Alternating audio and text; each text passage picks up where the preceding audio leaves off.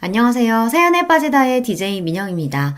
오늘 사연자는 배려를 해줘도 고마운 줄 모르는 무개념 동서들 때문에 제대로 화가 났다는데요. 과연 어떤 사연인지 들어보시겠습니다. 오늘도 두 가지 사연 준비되어 있어요. 끝까지 들어주실 거죠? 그럼 바로 시작해 볼게요. 구독과 좋아요 잊지 말고 꼭 눌러주세요. 안녕하세요. 저는 40대 여자입니다.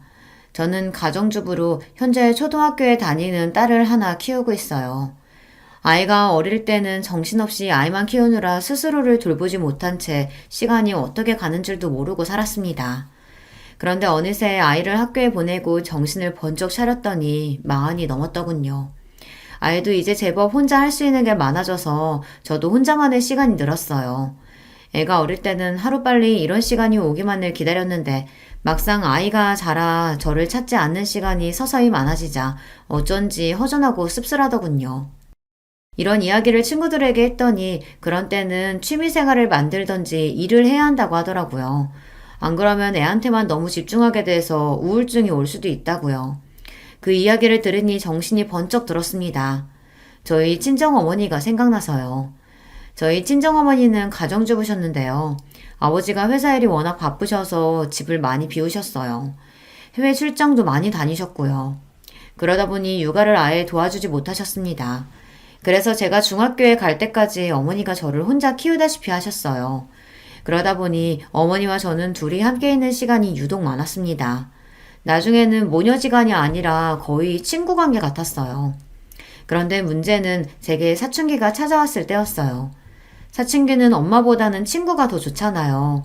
친구들과 어울리는 게 좋아서 집에도 늦게 들어가게 되고 주말이면 친구들을 만나러 나갔습니다. 자연스레 엄마와 보내는 시간이 줄어들었죠. 그때 엄마랑 많이 싸웠어요. 엄마는 제가 점점 커져가는 걸 모르고 아직도 어린 줄 알고 항상 본인 옆에 있어야 한다고 생각했습니다. 저는 그게 집착처럼 느껴졌어요. 지금이야 저도 결혼해서 자식을 낳았으니 당시에 외로웠을 엄마 마음이 조금은 이해가 되지만 그때는 전혀 몰랐어요. 엄마가 저에게만 신경 쓰고 집착하는 게 싫었습니다. 그래서 더 삐딱하게 굴었어요. 그때 생각이 나니 혹시나 저도 제 딸아이에게 집착하는 엄마가 되지는 않을까 걱정이 앞섰습니다. 저희 남편도 자영업을 해서 새벽이고 밤이고 없이 바빠요. 그래서 아이를 챙기는 건 온전히 제 몫이었습니다. 저는 아이에게 집착하지 않는 엄마가 되기 위해 제가 먼저 노력해야겠다 마음을 먹었어요. 그래서 앞으로 저의 미래를 위해 준비를 해야겠다 싶었죠. 사실 제가 대학을 못 나왔어요. 고등학교 때 사춘기가 심하게 와서 방황을 좀 하다가 공부를 아예 놔버렸습니다. 당시에도 어머니는 무조건 대학은 가야 하는 거라고 학원도 보내고 과외도 시켜주셨지만 소용없었어요. 제 생각은 온통 노는 데에만 가 있었거든요. 그나마 다행이었던 건 아버지 생각은 달랐다는 거예요. 요즘 개나 소나 다 대학 가는데 대학이 뭐가 중요해? 어차피 공부할 마음 없는 애 이름도 없는 대학 보내봐야 뭐해. 학비만 아깝지. 너 하고 싶은 거 있으면 이야기해라. 아버지가 다 하게 해줄 테니까. 제가 무남동녀 외동딸이다 보니 아버지는 항상 제가 하고 싶다는 거는 뭐든지 다 해주셨어요. 사실 저도 이제와 말이지만 아마 저도 모르는 사이 그런 아버지의 다정함에 기대해 아무 생각 없이 살았는지도 몰라요. 제가 뭘 하든 아버지는 항상 곁에서 든든한 버팀목이 되어주셨으니까요. 저는 결국 대학에 떨어지고 아버지의 소개로 중소기업 비서로 일하게 됐습니다. 크게 하고 싶은 것도 없고 꿈도 없었던 저는 하루하루 주어진 일을 열심히 하며 성실하게 살았어요. 당시에 주변 친구들은 대학에 다니며 취직하겠다고 자격증도 따고 외국에 어학연수도 다녀오고 다들 바빴지만 저는 전혀 신경 쓰이지 않았어요. 남들이 목적을 가지고 앞만 바라보며 살아간다고 해서 저까지 그럴 필요는 없다고 생각했으니까요. 그렇다고 제가 아빠만 믿고 게으르게 산 건 아니에요. 아버지 소개로 들어가긴 했지만 어쨌든 그 회사에서 8년을 넘게 일했습니다. 다른 회사에서 스카우트 제의가 있었을 만큼 열심히 일했어요. 남편도 그 직장에서 만났습니다. 비서로 일하다 보니 여러 사람들을 만나는 일이 많았었는데 남편도 그중 하나였어요. 시작은 일로 만나게 됐지만 서서히 가까워지며 연애도 하고 결혼까지 꼴이 나게 되었습니다. 저는 결혼하기 전까진 부모님과 함께 살았어요. 그러다 결혼하면서 독립하게 됐습니다. 처음엔 저도 부모님과 떨어져 혼자 산다는 게 기대가 많이 됐어요. 그 전까지는 성인이라도 알게 모르게 부모님의 간섭을 받았었는데요. 결혼하고 나면 온전히 독립된 성인이니 그 전보단 자유롭게 살 줄 알았죠. 더군다나 사랑하는 사람과 단둘이 한 집에서 알콩달콩 산다는 게 드라마 속에 나오는 연인들처럼 행복할 줄 알았어요. 그런데 제가 착각을 해도 단단히 착각하고 있었더군요. 현실은 드라마와 너무 달랐어요.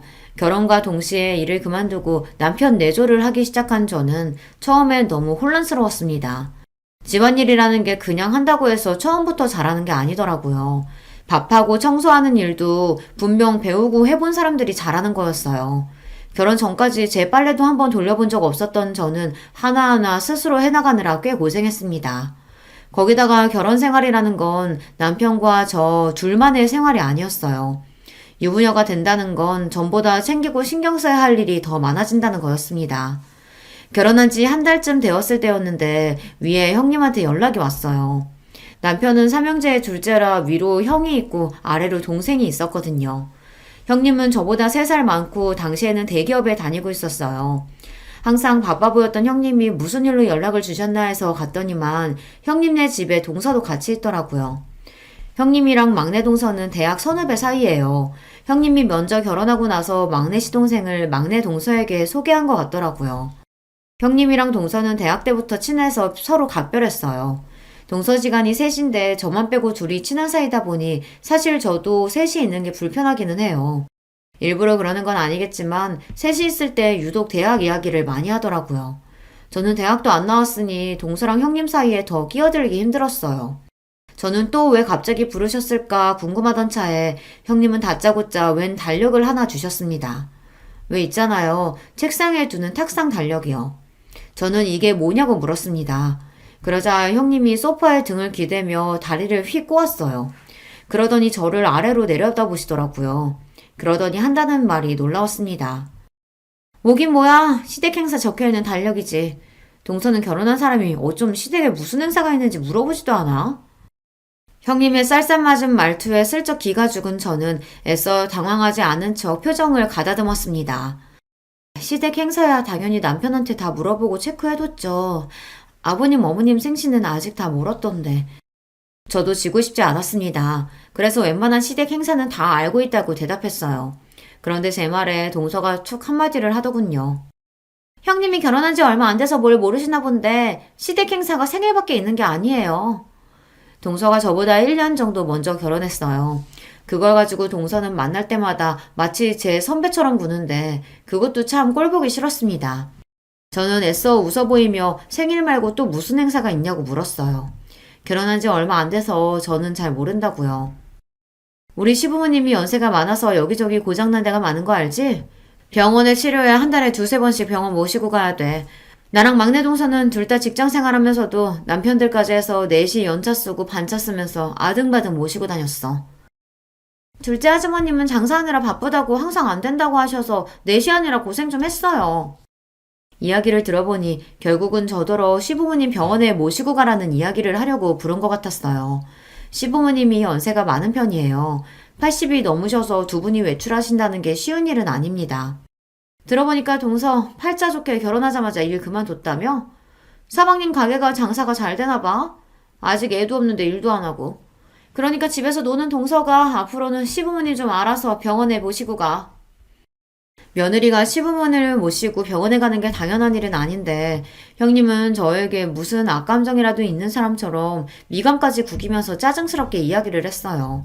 물론 자식으로서 연세 많은 시부모님 모시고 병원에 가는 게 어려운 일은 아니에요. 자식들끼리 돌아가면서 해야 하는 거라면 저도 당연히 할 겁니다. 그런데 마치 제가 다 하는 게 당연하다는 듯 이야기하는 형님의 태도에 어쩐지 기분이 상했습니다. 제가 시부모님 모시겠다고 결혼하거나 직장을 그만둔 게 아닌데 시댁 일을 몽땅 다 저에게 떠넘기듯 하는 게 맞는 건가 싶어서요. 이대로 괜히 가만히 있다가는 바보처럼 제가 다 해야 할 것 같아 저도 마른 침을 한번 꼴깍 삼키고 조심스레 말을 꺼냈습니다. 아버님, 어머님이 건강이 많이 안 좋으신가 봐요. 근데 사실 제가 일을 그만둔 건 다른 게 아니라 제가 임신해서 그만둔 거예요. 병원에서 유산기가 좀 있다고 해서 쉬고 있는 거예요. 그랬습니다. 제가 임신하기는 했는데 아직 너무 초기라 시댁 식구들에게는 말씀을 안 드린 상태였어요. 피검사 결과 병원에서 아직 너무 초기라 태아가 제대로 자리를 잡지 않았는데 무리하면 안 된다고 해서 남편과 상의해 바로 직장을 그만둔 거였어요. 형님, 임신 초기엔 원래 다들 병원에서 그렇게 말해요. 조심하라고. 걷지도 못하는 것도 아닌데 시간 있는 사람이 좀 하면 되는 거지. 그래서 지금 임신 좀 했다고 어머님 아버님 못 챙기시겠다는 거예요? 당시에 동서 아들이 2살이었어요. 본인은 임신했을 때 일까지 했다면서 제 말을 듣자마자 마치 제가 임신한 걸 가지고 생색을 낸다는 것처럼 이야기하더라고요. 물론 형님이 있는 자리다 보니 동서도 신경 쓰여서 한 이야기일 수도 있습니다. 제가 듣기로는 형님이 결혼한 지 4년이 넘었지만 아직 애가 없다고 들었거든요. 그래서 남편이 제 임신 사실을 조금 더 이따가 이야기하자고 한 거예요. 형님이 아이 문제에 있어서 좀 예민하다고요. 하지만 제 입장에서도 제가 왜 일을 안 하고 쉬고 있는지 설명을 해야 했습니다. 자꾸만 저를 하는 것도 없이 집에서 노는 사람 취급을 했으니까요. 그깟 애 좀 가졌다고 유나는. 임신했을 때 너무 안 움직이고 집에만 있으면 살만 찌고 더 안 좋대. 막내 동서는 임신하고도 애 낳을 때까지 출근도 했어. 암튼 자만하지 말고 다음 주부터는 동서가 시부모님 모시고 병원에 좀 가. 2분 다 옛날 분들이라 병원은 죽어도 자식들이 모시고 가야 하는 건 줄 아시는 분들이니까. 당분간은 동서가 신경 좀 써. 지금까지 서방님 장사한다고 매번 시부모님 일은 우리가 다 했단 말이야. 이제 동서도 들어왔으니까 서방님 대신해서라도 동서가 좀 알아서 해야지. 형님이 큰 눈을 더 크게 뜨고 따지듯 말을 하면 저는 순간 말문이 턱 막히면서 말을 잇지 못했어요. 동서랑 형님 둘 다 서울대를 나왔습니다. 그래서 그런지 형님도 그렇고 동서도 그렇고 이야기를 나누다 보면 둘 다 말을 너무 잘해서 제가 이길 수가 없었어요. 2사람이 말을 하면 다 맞는 말 같더라고요. 이후로 제가 아이를 낳을 때까지 줄곧 시부모님을 모시고 병원에 다녔어요. 처음엔 제가 몇 번 가다 보면 형님이나 동서가 이야기를 할 줄 알았는데 전혀 말이 없더라고요. 사실 저도 웬만해서 형님이랑 동서에게 이야기하지 않았던 게 시부모님이 다른 가족들보다 저랑 같이 병원 가는 걸 좋아하셨어요. 우리 둘째가 이제 보니까 참 꼼꼼하고 똑부러지는구나. 다른 자식들하고 오면 제대로 설명도 안 해주고 그냥 들어가라 내려가라 시키기만 하는데 우리 둘째는 알아듣기 쉽게 설명해줘서 너무 좋다. 그러게. 다른 자식들은 엄마 아빠 늙었다고 다 모른다고 가만히 있으라고만 해가지고 눈치 보여서 무슨 말을 못하는데 우리 둘째 며느리는 어찌나 나긋나긋하고 상냥한지 몰라. 우리 둘째가 장가를 참 잘 갔어. 다음번에도 우리 둘째랑 오면 좋겠다. 저는 평소 하던 대로 하는 건데 시부모님은 저를 편하게 생각하셨어요. 한편으로는 많이 배우고 똑똑한 며느리들보다 만만한 제가 편하신 건가 싶기도 했는데 어찌됐든 저랑 다니는 게 좋다고 하시는 말씀이니 좋게 받아들이기로 했죠. 그러던 중 저도 일이 생길 때가 있잖아요. 제가 급한 일이 생겨서 형님에게 부탁하려고 하면 항상 회사 핑계를 댔어요. 아버님 피검사하는 날이 당장 다음 주인데 이렇게 갑자기 안 된다고 하면 어떡해. 동서가 집에 있어서 잘 모르나 본데 우리 회사는 한 주 전에 연차 못 내. 나는 안 되니까 동서한테 부탁하든지. 형님, 저는 직장 다니면서 애까지 키우는 워킹맘이에요. 형님이 아직 애가 뱃속에 있어서 모르니까 그러시는데 그 제 귀중한 열차를 그런 데 쓸 수는 없다고요. 형님도 동서도 바빠서 그러는 거 이해 못하는 거 아닙니다. 시부모님 일이니 아들들이 하는 게 맞는 건데 이런 일로 며느리들끼리 싸울 일도 아니고요. 하지만 동서나 형님이나 제가 뭔가 이야기를 했을 때 나오는 반응이 너무 기분이 나빴어요. 차라리 전화를 안 받는 게 낫지 받으면 꼭 듣기 싫은 소리를 한마디씩 하더라고요. 항상 저는 뭘 모른다는 식으로 이야기하는데 정말 기분이 나빴어요. 그래서 한 번은 너무 마음이 안 좋아서 남편에게 하소연을 했습니다. 형님이랑 동서가 너무하는 것 같다고요. 그러자 남편도 놀랐는지 저에게 너무 미안해했어요. 여보 미안해. 내가 새벽부터 저녁까지 일만 하느라 우리 자기 너무 힘들게 하네.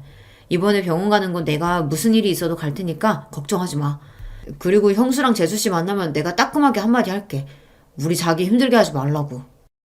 남편이 저 기분 나아지라고 하는 말인 거 알지만 그래도 남편이 제 편을 들어주니 저는 좋았습니다.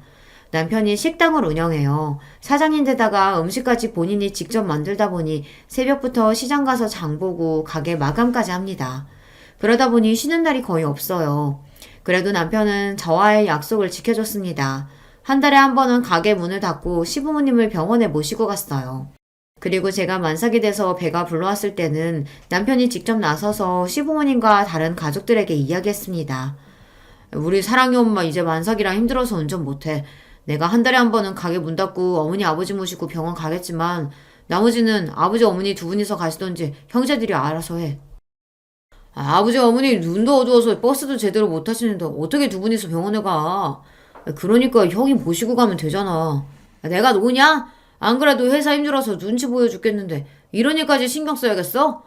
이런 건 좀 집에서 노는 사람이 하면 안 되냐? 형, 말 조심해. 놀기는 누가 놀아? 여기 노는 사람 하나도 없어.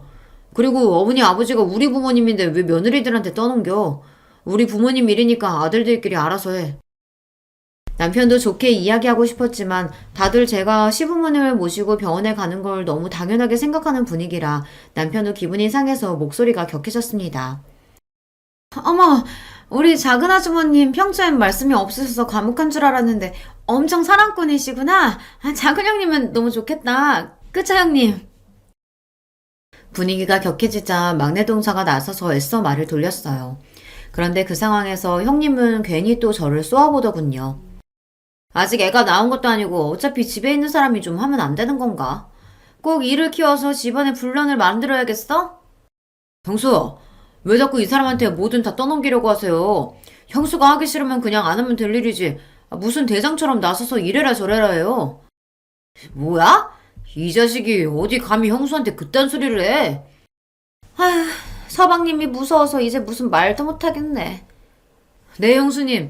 제발 좀 제 눈치 보시고 이 사람한테 함부로 하지 마세요. 이 사람도 임신해서 고생하면서도 싫은 소리 한 번 안 하고 시집살이 다 알아서 했잖아요. 맏며느리면 고마운 줄 아셔야 되는 거 아니에요? 여보, 그만해. 왜 그런 소리까지 하고 그래. 맞잖아. 당신 임신 중독증 걸려서 밥도 한 숟갈 못 먹었는데 우리 어머니 아버지 병원 간다고 새벽부터 일어나서 준비하고 병원 갔다 온 날은 아버지 힘들어서 식사 잘 못하신다고 전복죽에 반찬을 매일 해서 가져갔잖아. 여기 형수님이랑 재수씨 결혼한 지 몇 년 됐어도 한 번도 그렇게 한 적 없었어. 그러니까 우리 아버지 어머니가 자기랑만 병원 간다고 하지. 다른 자식들은 불편하니까. 제가 임신한 동안 내내 중독증으로 고생을 좀 했어요. 배는 나오는데 자꾸만 살이 빠질 정도로 잘 먹지도 못하고 서 있기 힘들 정도로 빈혈에 시달렸습니다. 그런 와중에 저는 형님이나 동서에게 싫은 소리 듣는 게 싫어서 시부모님과의 약속을 지켰어요. 임신해서 힘들고 아픈 건 제 문제니까요.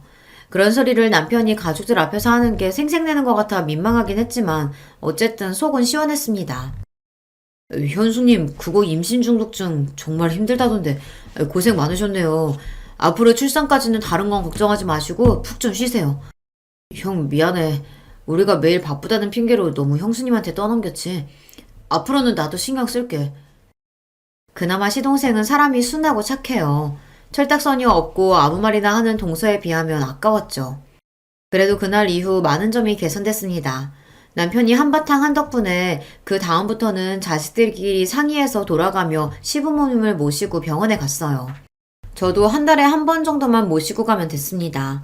가끔 형님이나 동서가 바쁜데 회사에 눈치 보이게 반차 이야기해야 한다고 투덜투덜 할 때에는 저도 괜히 신경 쓰이고 눈치가 보였지만 애써 모른 척 했어요. 남편이 그래도 된다고 해줬거든요. 시부모님 챙기는 건 의무가 아니라 자식으로서 각자의 도리야. 다들 바빠도 할 수 있는 만큼 노력하면 되는 거라고. 안 되면 할 수 없는 거고. 당신도 우리 사랑해 보느라 꼼짝도 못하는데도 자식으로서 도리하려고 노력하잖아. 자식이면 다 똑같이 하는 거니까 절대 눈치 볼 필요 없어. 우리 힘들다고 그 사람들이 도와주는 거 아니니까. 우리는 우리대로 살아야지. 남편은 언제나 제 편을 들어줬어요. 남편은 제 마음이 어떤지가 가장 우선인 좋은 사람입니다. 그런 사람과 살다 보니 저도 언제나 마음이 편안했어요. 아이 키우는 게 힘들고 지쳐도 언제나 내 편이 되어주는 사람이 곁에 있으니 힘이 되더라고요. 동서나 형님이 만날 때마다 기분 나쁜 소리를 툭툭 한 번씩 할 때에도 별로 신경 쓰이지 않았습니다. 저에게는 남편이 있으니까요. 무슨 일이 있을 때마다 시댁에서 동서와 형님과 마주하는 게 종종 힘들 때도 있었지만 아이가 태어나고 나서는 저도 아이 키우느라 정신이 없어 대충 그러려니 했습니다. 남들은 시부모님 등살에 시집살이도 한다는데 저는 그 대신에 동서들 때문에 좀 피곤하다 정도로 여기고 참기로 했어요. 그런데 아무리 대충 넘어가려고 해도 한 번씩 참기 힘든 순간이 있었습니다.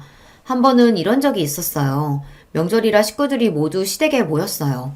그때 형님이 결혼하고 7년 만에 임신해서 형님 어깨가 한껏 올라갔을 때예요. 입덧이 심하다고 아무것도 못하고 누워만 있을 때였죠.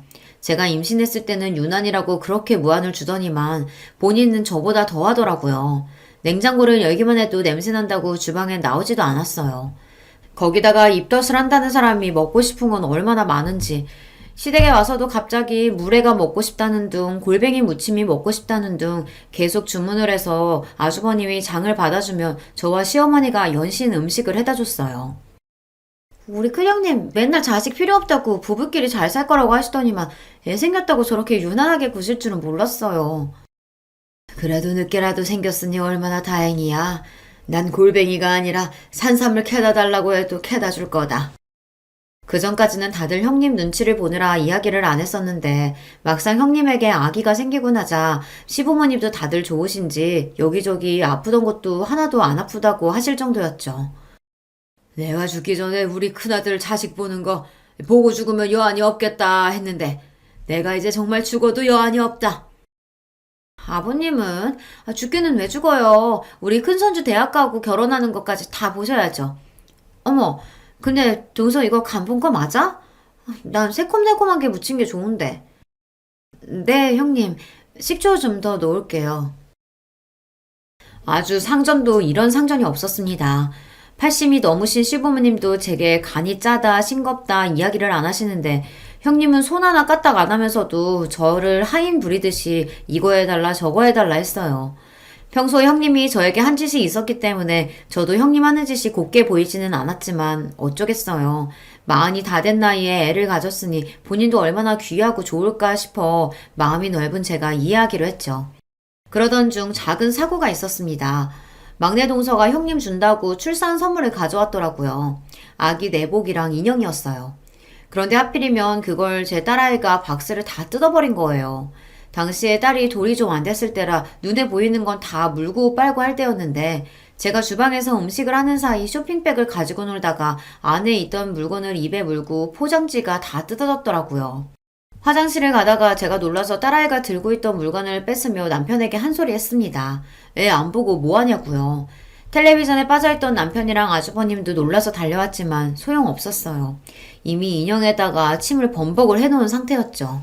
저는 형님이랑 동서에게 너무 미안해서 바로 인형이랑 내복을 빨아주겠다고 했습니다. 그런데 그때였어요. 방에 누워있던 형님이 갑자기 방문을 벌컥 열고 나오더니 제 손에 있던 내복이랑 인형은 낚아채버렸습니다. 그러더니 한다는 말이 어이가 없었어요. 동서, 이 더러운 걸 빨긴 뭘 빨아? 우리 아기더러 침범벅된 인형 가지고 놀라는 거야? 됐으니까 저리 치워. 주아가 요즘 이가 나느라 잇몸이 간지러운지 아무거나 이로 깨물더라고요. 형님, 애기 침이니까 빨면 괜찮을 거예요. 이래 주세요. 제가 금방. 형님은 평소에도 워낙 애침이나 똥 이런 걸 유난히 못 견뎠어요. 저나 동서가 애들 응가해서 씻기거나 하면 자기는 비위가 약하다며 방에 들어가 버리곤 했습니다. 그래도 이제는 본인도 아기가 생겼으니 좀 나아졌을 줄 알았어요. 그런데 여전히 아기가 침 좀 묻힌 거 가지고 호들갑을 떨더라고요. 됐다니까? 나 이렇게 더러운 건 내 새끼한테 못 주니까 그냥 갖다 버려. 아까우면 그냥 주아 쓰게 두든지. 애침 가지고 더럽네 뭐네 하는데도 저는 평소 형님 성격을 잘 알다 보니 좋게 넘어가려고 했습니다. 그래서 어떻게든 깨끗하게 빨아주려고 했어요.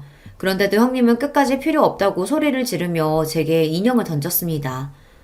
형수, 지금 뭐 하시는 거예요? 애가 그럴 수도 있지 뭘 그렇게 예민하게 굴어요.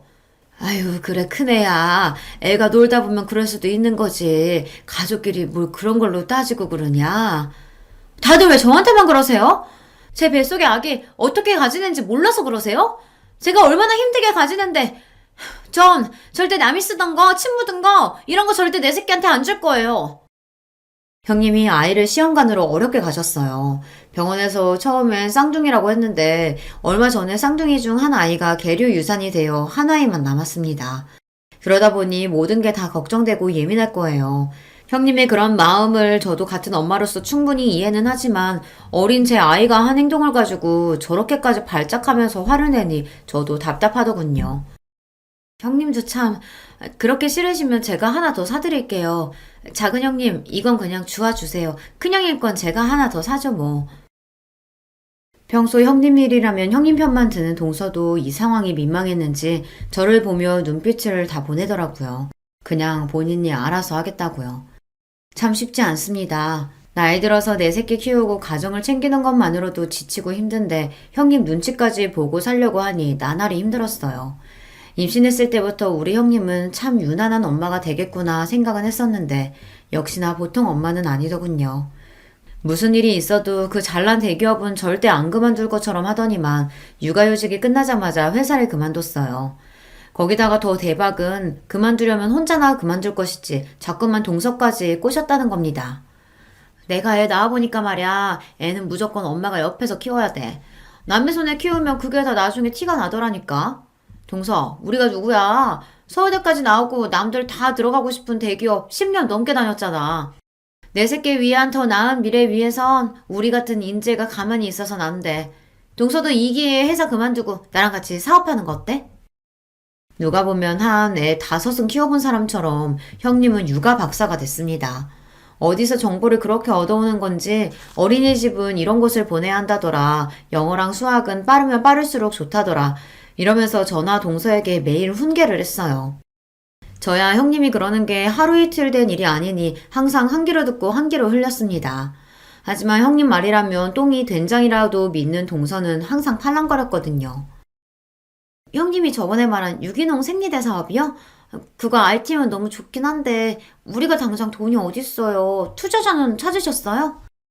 아휴, 동서는 걱정도 많아. 내가 누구야?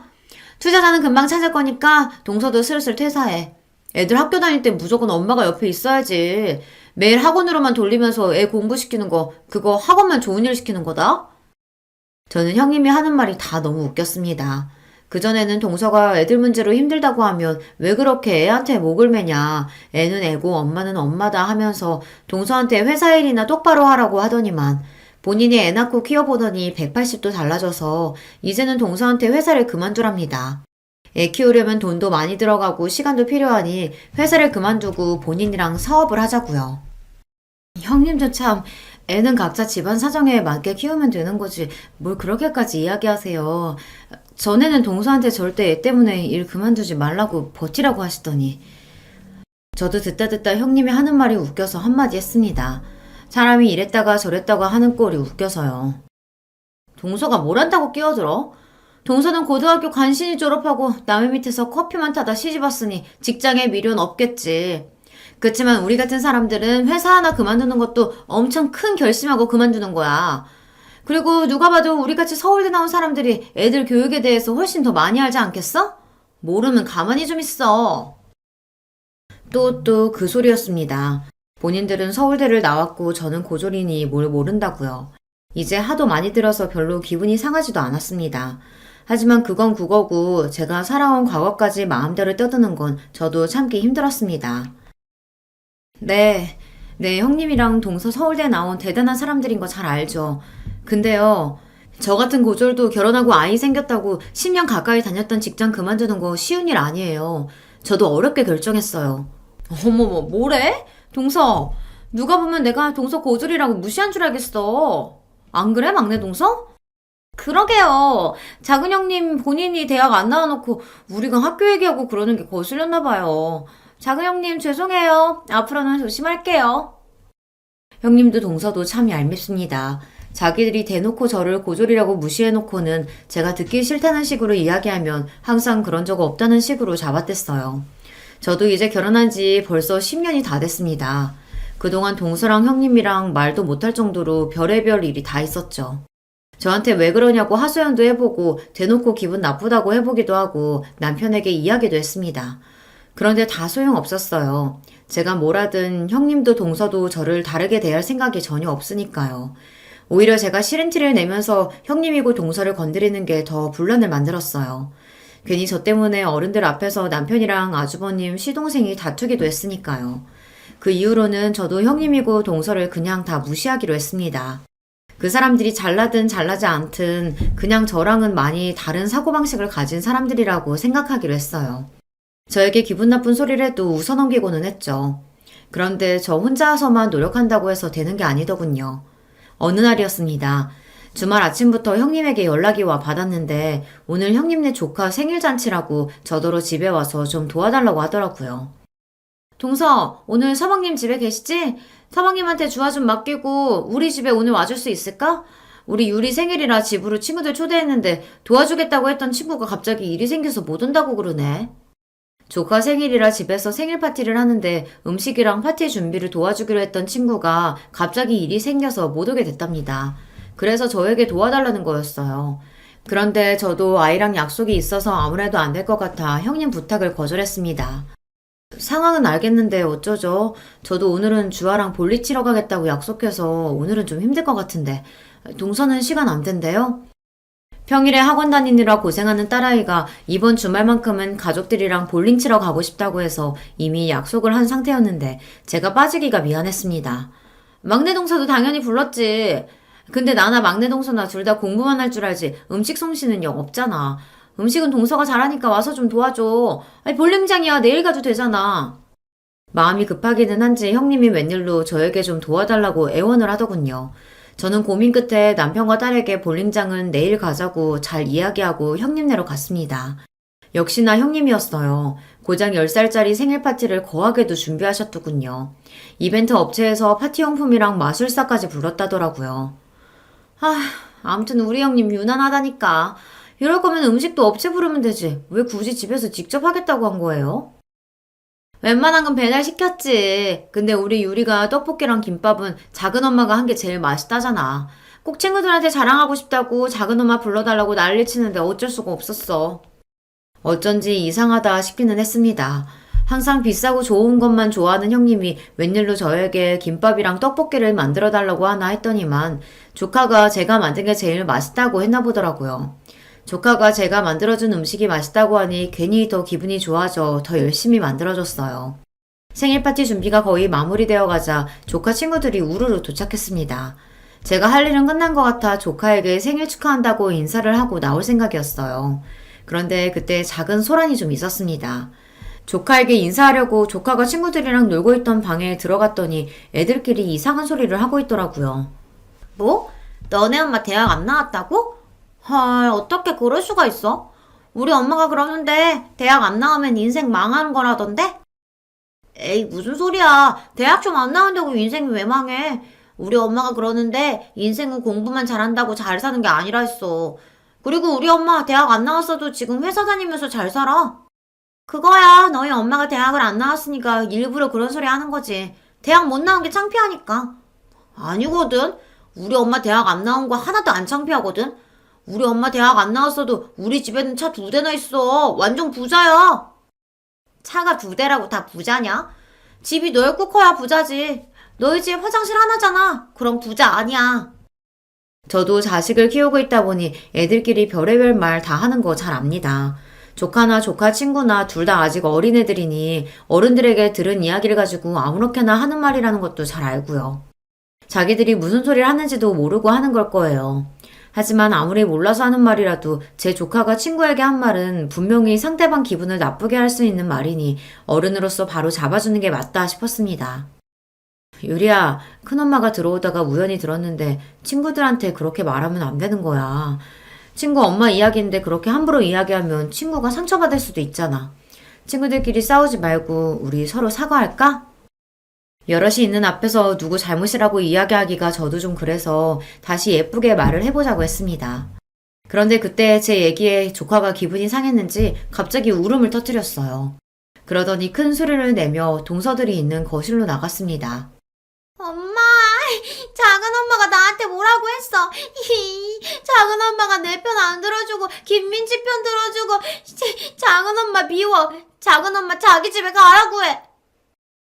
순간 눈물을 펑펑 흘리며 형님에게 달려가는 조카의 모습에 저는 적잖이 당황했습니다. 더군다나 더 기가 막혔던 건 형님의 태도였어요. 동서 뭐야? 유리 얘기 들어보니까 이건 순전히 동서가 고졸이라 기분 나빠서 우리 유리한테 뭐라고 한 것 같은데 유리가 고졸은 망하는 거라고 해서? 애 말만 듣고 저에게 다짜고짜 따지는 형님의 태도에 저는 기가 막혔습니다. 더군다나 조카가 친구 엄마가 대학 안 나왔다고 그러면 망하는 거라고 그렇게 이야기한 걸 듣고도 저에게 화만 냈어요. 자기 자식 사과시킬 생각은 안 하고요. 형님, 지금 무슨 말씀 하시는 거예요?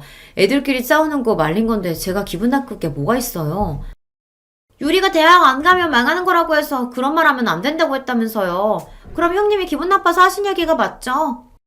혼내는 시어머니보다 말리는 시누이가 더 얄밉다더니 딱 그 짝이었습니다. 가만히 있으면 반이라도 갈 걸 동서는 굳이 나서서 형님 편을 들더군요. 그건 제가 고졸이라서 기분 상해서 그런 게 아니라 아무리 어린애라도 친구한테 그런 식으로 이야기하면 안 되니까 하지 말라고 가르쳐 준 거예요. 서울대식이나 나오면 뭐랍니까? 사람이 저 정도로 기본 개념이 없는데 말이죠. 저도 나름대로 아이들도 있으니 참아보려고 했습니다. 그런데 짜증이 나서 도저히 참을 수가 없었어요. 표정 관리가 되지 않았습니다. 그런데 그때 형님은 결코 넘지 말아야 할 선을 넘고야 말았습니다. 맞네, 맞아. 지가 고졸이라 찔려서 그런 거네. 맞아. 동서, 괜히 핑계 좀 대지 마. 평소에도 우리한테 학벌로 미리니까 이래저래 짜증났었는데 이때다 싶어서 내 새끼한테 화풀이 한 거잖아. 아휴, 정말. 이래서 가족도 수준이 맞아야 하는 거라니까. 동서, 잘 들어. 고졸이면 인생 망하는 거 맞아. 너 스스로 좀 봐. 너는 우리 집안 수치잖아. 그러니까 망한 거 맞지? 이제 좀 내 말 알아들었어? 순간 저는 제 두 귀를 의심했습니다. 제가 들은 말이 정말 사실인가 싶어서요. 형님은 저에게 아예 말까지 다 놓고 너너 소리를 지르며 삿대질까지 했습니다. 형님, 지금 저한테 집안의 수치라고 하셨어요? 그 말 후회 안 하죠? 사람이 너무 화가 나면 이성이 날아간다고 하잖아요. 제가 그 순간에 딱 그랬어요. 정말 간신히 붙잡고 있던 이성의 끈이 빠지지 끊어지며 형님이고 뭐고 눈에 뵈는 게 없었습니다. 뭐래?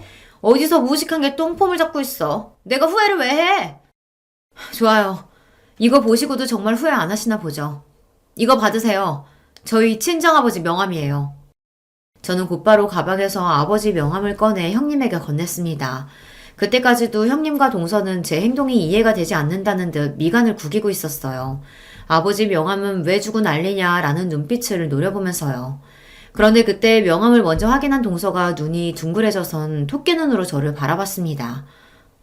어머, 형님, 이거 뭐예요? 동아벤처 대표 이동우면 그때 우리한테 연락했던 투자자잖아요. 이 사람이 정말 형님 친정아버지라고요? 말도 안 돼. 동서 똑바로 본 거 맞아? 어머머, 이게 뭐야? 정말 그 투자자잖아. 맞아요. 얼마 전에 형님이랑 동서가 하기로 한 사업에 투자하겠다고 연락한 투자사 대표가 우리 친정아버지예요. 그랬습니다. 동서나 형님에게 구체적으로 말한 적은 없지만 친정아버지께서 사업을 크게 하세요. 예전부터 많은 기업에 투자하셨는데 최근에는 스타트업 사업이나 젊고 유능한 사업가들에게 투자하시더라고요. 최근에도 좋은 아이템을 찾고 계시길래 제가 형님이랑 동서가 하는 유기농 생리대 사업을 추천했습니다. 그래서 아버지 회사에서 동서랑 형님네 회사로 연락했던 거예요. 이런 사실을 동서나 형님이 알면 부담 가지실 것 같아 얘기를 안 한 건데 도저히 말 안 하고는 안 되겠더라고요. 내가 누군지도 모르고 저더러 집안에 수출하는 둥 어떻다는 둥 말을 함부로 짓거리니 본때를 보여줘야겠다 싶었습니다. 그 순간 믿기지 않는 일이 벌어졌어요. 형님이 애들에게 밥부터 먹으라고 거실로 다 내보내더니 방문을 닫더라고요. 그러더니 동서의 허리를 쿡 찔렀습니다. 그러고는 둘이 슬쩍 눈빛을 주고받더니만 동시에 바닥에 무릎을 꿇고 앉았어요. 동서, 미안해. 내가 정신이 나갔었나 봐. 아무리 화가 나도 사람이 할 말 못할 말이 있는 건데 내가 실수했어. 맞아요, 형님. 우리가 잘못했어요. 제가 원래 뭘 좀 모르고 아무 말이나 막 하는 거 아시잖아요. 착한 형님이 너그럽게 이해해주세요. 사람이 이렇게까지 간사할 수가 있는 건가요? 조금 전까지만 해도 저더러 집안에 수출하는 둥 하더니만 친정아버지 이야기를 꺼내자마자 순식간에 돌변했어요. 그 모습을 보는데 너무 황당해서 말도 안 나오더군요. 형님, 동서, 지금 너무 웃긴 거 알아요? 어쩜 사람이 그렇게 180도 달라질 수 있는 거예요? 5분 전에 나랑 지금의 나는 분명 똑같은 사람인데 형님이랑 동서는 저를 완전히 다르게 대하네요. 아버지 이야기를 꺼내면 형님이랑 동서가 당황할 거라고 생각은 했었지만 아무리 그래도 무릎까지 꿇을 줄은 몰랐어요. 그러게. 동서는 그런 중요한 얘기를 왜 지금까지 안 했어? 진작 우리한테 친정 이야기했으면 나도 동서한테 이런 실수 안 했지. 설마 지금 친정아버지가 큰 투자회사 운영하시는 분이라는 거 형님이랑 동서가 진작 알았다면 나를 대하는 게 달라졌다는 이야기를 대놓고 하시는 거예요? 아, 형님도 동서도 서울대까지 나온 사람들이 어쩜 그렇게 생각이 편협해요? 지금까지 그런 사고방식으로 애들 키운 거예요. 어쩐지. 그러니까 유리가 친구한테 그런 소리나 하지. 형님이고 동서고 둘 다 입만 열었다 하면 헛소리를 하는데 도저히 못 들어주겠더군요. 저도 너무 화가 나서 말이 저절로 튀어나왔어요. 그때였어요. 평소 같으면 제가 싫은 소리 한마디만 해도 둘 다 저를 못 잡아먹어 안달이더니 제가 화를 내며 소리를 질렀는데도 저랑 눈도 못 마주치더군요. 심지어 동서는 제게 다가와서 팔짱을 끼고 친한 척까지 했어요. 형님, 마음 상한 것 좀 푸세요. 우리가 어떤 사이예요? 우린 가족이잖아요. 형님 친정아버지께 저희 이야기 안 하실 거죠? 그냥 그대로 투자하라고 이야기해 주실 거죠? 그럼. 우리 동서가 얼마나 너그러운 사람인데 이런 일 가지고 이미 투자하기로 한 일을 번복할 리 없지. 세상에 여우도 이런 구미호들이 없습니다. 혹여나 제가 아버지에게 이야기해서 투자 이야기는 없던 거로 하기라도 할까봐 아주 전전긍긍했어요. 형님과 동서는 제가 바보인 줄 아나 봐요. 그런 소리까지 들어놓고 바보처럼 헤헤하면서 넘어갈 줄 알았나 봅니다. 아니요, 마음이 바뀌었어요. 처음엔 저도 형님이랑 동서가 투자 받으러 여기저기 고생하러 다니는 게 안타까워서 도와주려고 했던 건데 그냥 없던 일로 할게요. 형님이랑 동서도 못 들은 걸로 하세요. 진심이었습니다. 동서나 형님이나 저에게 특별히 잘한 것도 없어도 그래도 가족이라고 저는 나름 도와주려고 했던 건데 지금 와 생각해보니 바보처럼 왜 그러려고 했나 싶어요. 저는 없던 일로 하겠다고 엄포를 놓고 형님네 집에서 나왔습니다. 그런데 동서나 형님이나 얼마나 똥줄을 타는지 놀라서 엘리베이터까지 쫓아나오더라고요. 심지어 신발도 안 신고 맨발로요. 동서, 이렇게 가면 어떡해? 나랑 얘기 좀 하고 가. 형님과 동서가 엘리베이터를 잡으러 다급하게 달려오는데 저는 쳐다도 보지 않고 엘리베이터 문을 닫아버렸습니다. 저야 이제 형님이고 동서고 볼 일 없으니까요. 그날 이후 저희 세 사람의 관계는 많은 게 달라졌습니다. 동서와 형님은 그날부터 매일같이 저에게 전화를 걸고 찾아왔어요. 그러면서 한다는 말이 본인들이 어떻게 하면 마음을 풀 거냐고 했어요. 동서, 이거 강남 신세계에서 제일 잘 나가는 디저트래. 동서 디저트 좋아하지? 내가 2시간이나 줄 서서 사온 거니까 얼른 먹어봐. 귀찮게 왜 이런 걸 사오셨어요? 근데 형님, 이런 거 사러 다닐 시간에 투자자부터 찾아다니셔야 하는 거 아니에요? 어머, 형님, 그게 무슨 말씀이세요? 우리 회사 투자는 형님 친정아버지께서 해주실 거잖아요. 형님도 동서도 여간 얘기가 아닙니다. 웬만해선 포기할 조짐이 안 보였어요. 심지어 최근엔 매일같이 저희 딸 학교 앞까지 찾아와서 애한테 선물까지 사주고 학원 하원까지 해서 집에 데려다주고 가요. 진심 귀찮아 죽겠습니다. 올 때마다 어울리지도 않은 애교를 부려가며 자기들이 지금까지 너무 미안했었다고 용서해 달라네요. 형님, 오늘은 제가 왔어요. 매일 만나니까 너무 좋죠? 아버님께 저희 상품 이야기는 하셨어요? 동서, 자꾸 귀찮게 왜 이래? 나 아버지한테 투자 이야기 할 생각 없다니까. 형님, 제발요. 저희 올해까지 투자 못 받으면 사업 접어야 돼요. 제발 좀 도와주세요. 동서랑 형님은 번갈아 찾아와 세상 귀찮게 하며 징징거립니다. 아주 귀찮을 정도로요. 여러분이라면 어떻게 하시겠어요? 자기들이 서울대 좀 나왔다고 고졸인 저를 무시하며 집안에 수치네 어쩌네 이런 소리까지 한 사람들을 용서하고 친정에 얘기해서 투자까지 받게 해주는 게 맞는다고 생각하세요? 동서랑 형님이 거의 매일같이 찾아와 제 앞에서 친한 척을 한 지도 벌써 반년이 다 되어가요.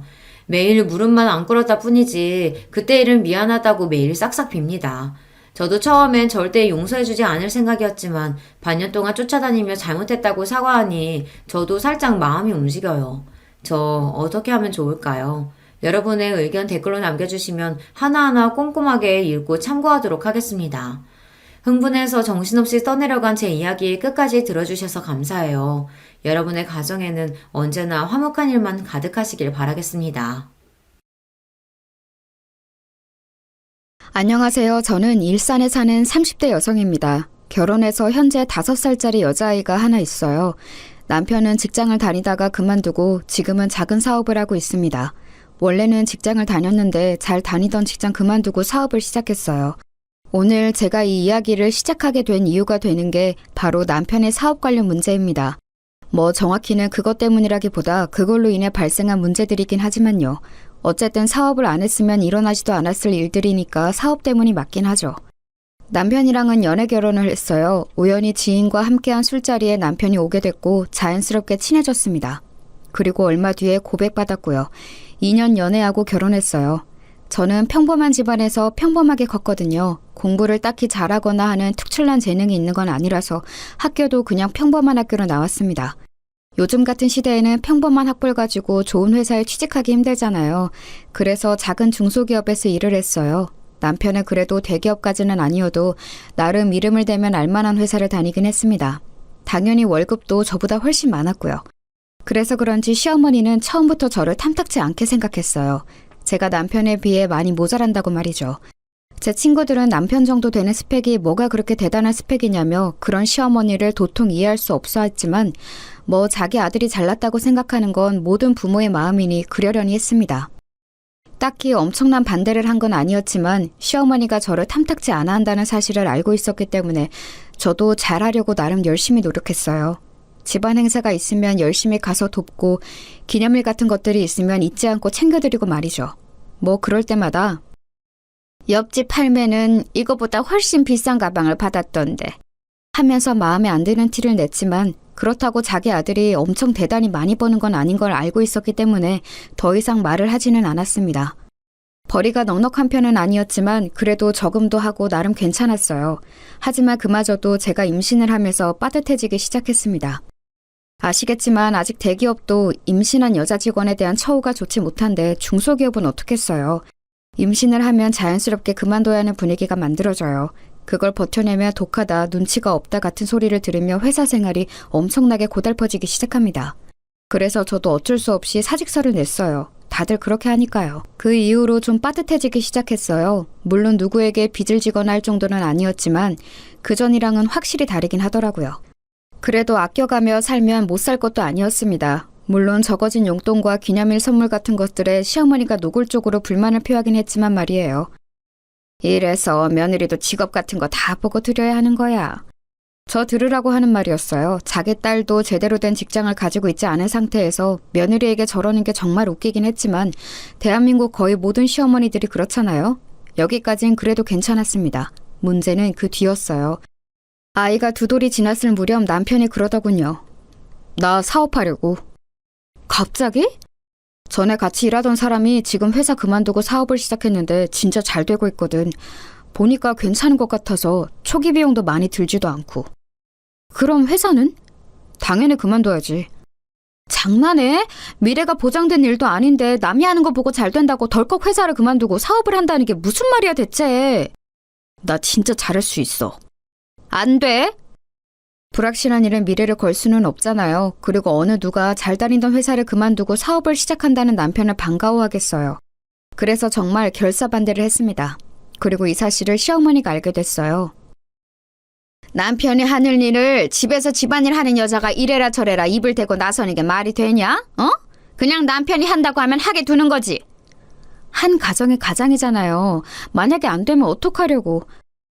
너는 네 남편을 그렇게 못 믿어서 결혼은 어떻게 했니? 그리고 내 아들이 안 될 리가 있니? 어디서 어른 말에 말대꾸야. 정말 그야말로 난리를 치시더군요. 시어머니의 난리와 남편의 계속되는 설득에 어쩔 수 없이 허락을 했습니다. 소기 자본이 얼마 들지 않는다고 해도 사업은 사업인지라 그동안 모아둔 적금을 다 깨고 집을 담보로 대출도 받았어요. 내가 진짜 성공해서 당신 호강시켜줄게. 꼭! 그 말에 정말 철없게 느껴졌습니다. 하지만 제 걱정과 달리 남편의 사업은 잘 풀리는 듯 보였어요. 집에 들고 오는 돈도 그전의 월급의 거의 2배가 넘었습니다. 남편의 사업이 잘 풀리는 것 같자 시어머니의 구박은 날로 더 심해졌어요.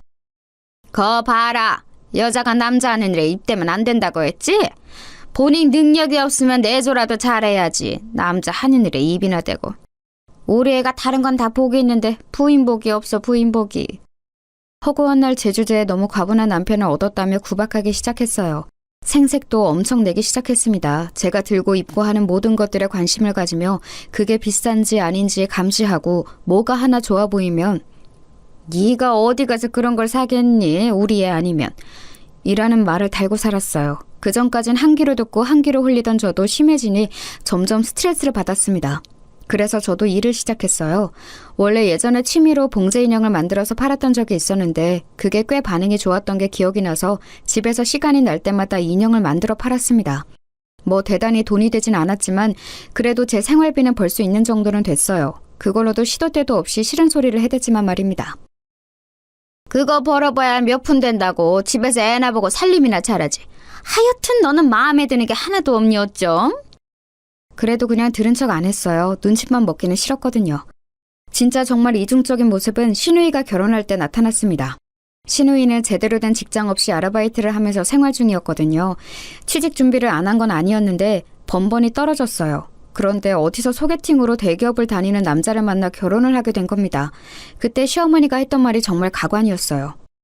인물이 그저 그렇더만 우리 애같이 이쁜 애를 데려가는 걸 복이라 여겨야지. 그렇게 며느리도 직업 형편 다 봐야 한다고 연부를 외우시던 분이 그런 말을 하시더라고요. 그러면서도 혹시나 사위한테는 잘못 보이면 안 된다 생각했는지 앞에서는 그런 말을 한 적도 없는 척 매번 가식적으로 웃어댔습니다. 상견례를 하고 결혼을 준비하는 과정에서 저희 집에 안 좋은 일이 일어났어요. 내내 걱정했던 일이 일어나고야 만 것입니다. 남편의 사업이 망했거든요. 진짜 미안해. 내가 당신한테 면목이 없어. 그런데 한 번만 다시 해보면 안 될까? 장난해? 지금 집에 돈이 어딨어? 초기 자금은 뭐 어디서 가져올 건데? 담보대출 받을 집이 있어. 모아놓은 적금이 있어. 이런 일이 한 번 있으면 정신을 차려야지. 정신을 차리긴커녕 한 번 더 해보겠다는 말을 해? 나 짐 싸서 집 나가는 걸 보고 싶으면 그렇게 해! 정말 철이 없어도 어쩜 저렇게 없는지 한 번 더 해보겠다니요. 그렇게 말하는 남편의 입을 이혼을 무기로 틀어막았습니다. 그리고 취직 자리를 빨리 알아보라고 했어요. 여기저기 부탁해놨어. 그런데 요즘 경기가 좋지 않아서 어떻게 될지는 모르겠다네. 당신한테 진짜 많이 미안해. 그래도 남편이라고 기가 팍 죽어서 그렇게 말하는 모습을 보니까 불쌍하긴 하더라고요. 빚을 지긴 했지만 엄청나게 많이 진 수준은 아니었고 남편이 취직을 하고 제가 인형을 열심히 팔면 길바닥에 나앉을 정도는 아니라서 정말 마음이 힘들긴 했지만 용서하기로 했습니다. 용서 안 하면 이혼인데 그럴 생각은 없었거든요. 그리고 제가 만든 인형이 SNS에서 귀엽다고 소문이 좀 났는지 꽤 팔렸거든요. 그래서 웬만한 직장인 월급보단 벌이가 좋아진 것도 남편을 좀 더 쉽게 용서할 수 있는 일이었습니다. 물론 밤낮으로 인형을 만드느라 안 쑤신 곳이 없었지만 말입니다. 그래도 당분간은 허리를 졸라매야 했어요. 빚이 있으니까 말입니다. 제가 번 돈 중에서 정말 딱 생활비만 제외하고는 다 빚을 갚는 데 썼어요. 그러는 와중에 신우이의 결혼식이 열렸습니다. 마음 같아서는 물론 축의금을 더하고 싶었지만 정말 그럴 여유가 없었어요. 다들 100만 원 정도는 한다는데 정말 여유가 없어서 50만 원을 했습니다. 저는 이해해줄 거로 생각했어요. 왜냐면 남편 사업이 망했다는 건 말하지 않았지만 남편이 사업이 요즘 잘 안 풀려서 너무 힘들다는 이야기를 어머니께 드렸다고 했거든요. 그렇지 않으면 자꾸 뭘 바라시니까 그 정도는 말하라고 제가 시켰었습니다. 그래서 그날 이후 용돈 달라 뭐 사달라 이런 말이 없으시길래 남편이 잘 이야기를 했고 시어머니도 잘 이해하고 있는 줄 알았어요. 하지만 제가 축의금을 50만 원을 한 걸로 그야말로 사단이 났습니다. 결혼식이 끝나고 저를 부르더군요.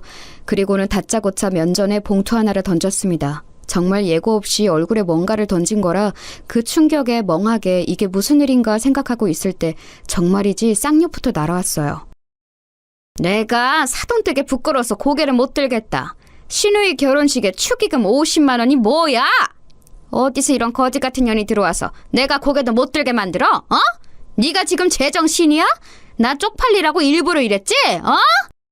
제가 무슨 말을 해야 할지 몰라서 어버버거리고 있자 제 머리를 한 대 툭 치더라고요. 사업이 어려워도 집에 돈이 없어도 신우이 결혼식에 축의를 50만 원 하는 건 내가 어디서 듣도 보도 못했다. 어? 네 대가리에 뭐가 들었니? 생각이란 건 하고 사니? 어? 정말 눈물이 주르륵 흘렀습니다. 뭐라 저항할 사이도 없이 말이에요. 저희 어려운 거 아시잖아요. 돈 100도 없니? 어? 그 정도도 없어? 너는 어디 빌릴 곳도 없어? 내가 어쩌자고 이런 거지 같은 년을 며느리로 들여서 이쪽을 당해야 돼, 어? 한참을 그렇게 욕을 듣고 있는데 뒤늦게 온 남편이 그 앞에서 저를 막아서며 제 편을 들기 시작했습니다. 엄마, 우리 힘들다고 했잖아.